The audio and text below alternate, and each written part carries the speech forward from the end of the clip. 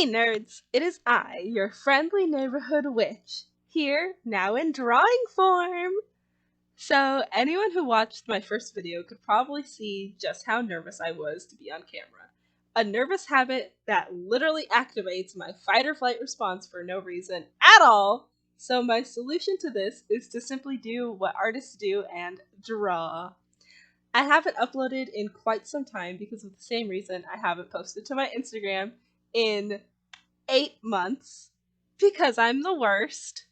But during that time, I have run into quite a few stories to tell, or rather, a few stories ran headfirst into me.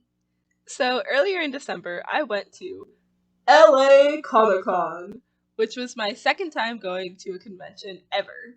I'm lucky enough to have gone thanks to some wonderful people in my life, namely my cousin, who didn't just buy my ticket, but bought VIP tickets for all 3 days of the convention, and my sister and her boyfriend for being my personal chauffeurs to Los Angeles. Let me first say, my relationship with social anxiety is pretty weird. I always say if I wasn't an artist, I'd be a clown, because I love the performance aspect of playing a character, or for lack of a better phrase, catching people's eye by standing out in some way. I don't love attention and need to have eyes on me at all times. I'd honestly prefer the opposite of that, but I'm also not super incapacitated by social situations like some of my very precious friends who I love and cherish, and promise I'm not bullying you guys right now. In short, despite my ridiculous fear of being filmed, I love being somewhat of a social standout. So going to Comic-Con, where I was among the vast sea of nerds, geeks, weebs, and general degenerates who all shared the exact same excitement brain cell and pack bonded with each other, I felt right at home. For all 3 days, I went in costumes that I'd made myself. On the first day, my sister went with me, and she originally wasn't planning to, but she had to fill in for my cousin. So we went as a couple of mushrooms.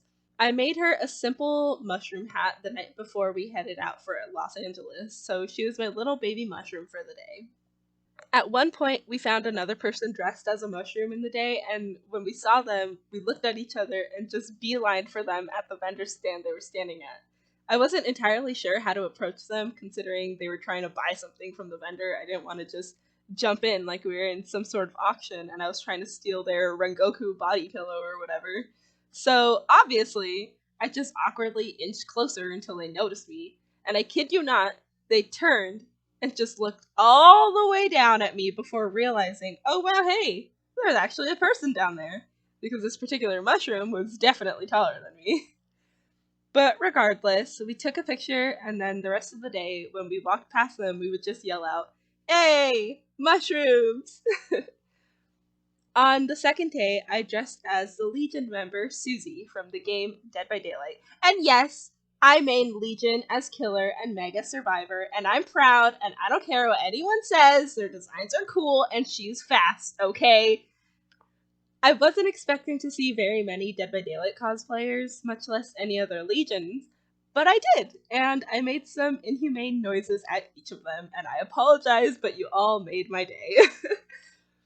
I was with my cousin this day, and he reminded me of our VIP status every chance he could because I kept forgetting.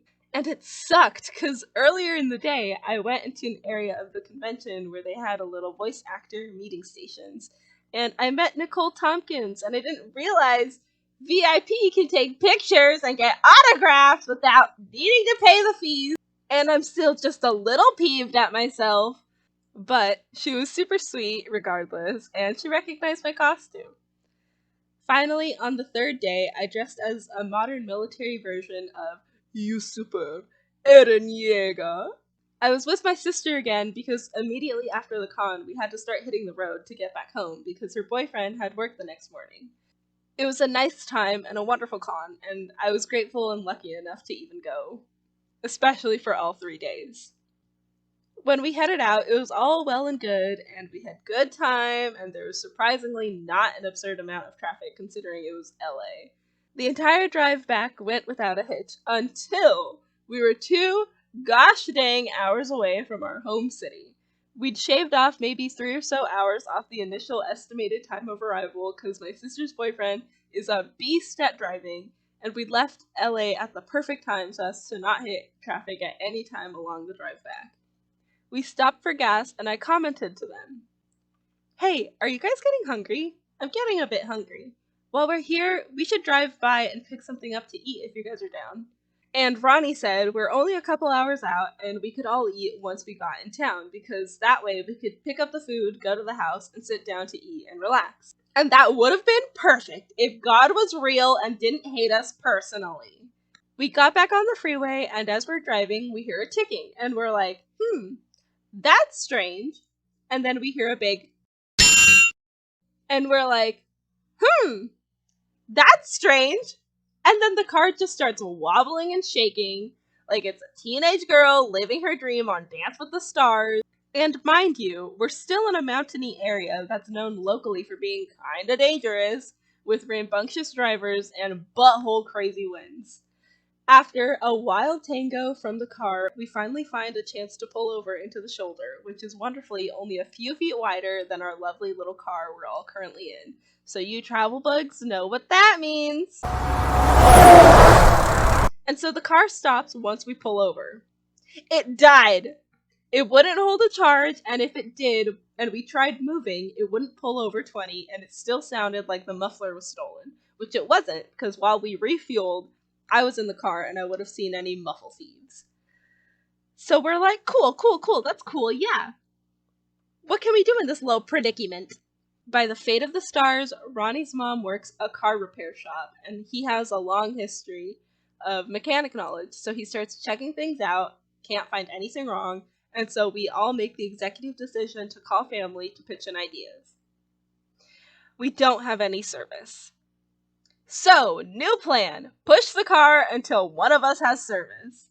Yes, we pushed the car on this barely wide enough shoulder in butthole winds, with semi-trucks zooming past us, blowing Ronnie's shirt over his head and blowing my guts out into the valley.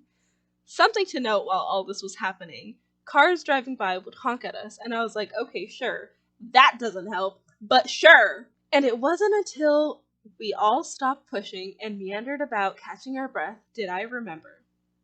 I'm still in costume. The entire gosh dang time I was wearing the military uniform costume situation I had going on, and not a single person stopped to help. Now, yes, I'm not in the military, but the cars didn't know that. I could have been, from their perspective, driving past, and no one helped us. It made me angry on behalf of those who really are enlisted, because if that was a real military member stuck on the side of the road with dozens of cars zooming past like that, I'd be even more pissed. Served this country in for what? A bunch of honking? That's bullcrap!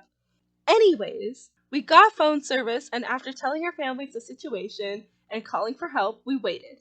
Ronnie's mom was on her way with a tow to come and get us, but it would take her around 6 hours to get it set up and drive out to us. We knew there was a gas station just 3 miles ahead of us, but we also knew that it would take us forever on foot, especially considering how quick the temperature was dropping. We knew that wouldn't be a viable option. But a highway patrol officer pulled up behind us and drove us to the gas station, so we at least wouldn't be stuck in the literal middle of the road while we waited. Hallelujah, that was my first time in a cop car, and let me tell you, it is not comfortable. At the gas station was a taco truck and some tables set up, so at least we could have a meal and sit down while we waited, but I was in survival mode at that point. I don't recall mentioning, but to the uninitiated, I've had insomnia my entire life, and while I've been able to deal with it for the most part, while I was packing for the trip, I thought, no, I won't need sleepy pills. I'll be plenty tired from recharging my social batteries for hours at this convention I'm going to, and once I'm home, I can fully fill up on sleep anyways. There's no way I'll pull a sleepless all-nighter this entire weekend. So, I had gone 72 hours on a collective 5 hours of sleep. I had only had a single pretzel to eat in the whole day, and I am absolutely horrible in cold weather. So, as you can imagine, I was having quite the experience. Ronnie was doing his best to keep the morale up, dancing around and being a goober, and my sister was doing her best to stay calm as well, but during that time, I had drained almost all my batteries, and I was just trying not to freak them out. which didn't work because I passed out and spooked them for a second, thinking that I died randomly.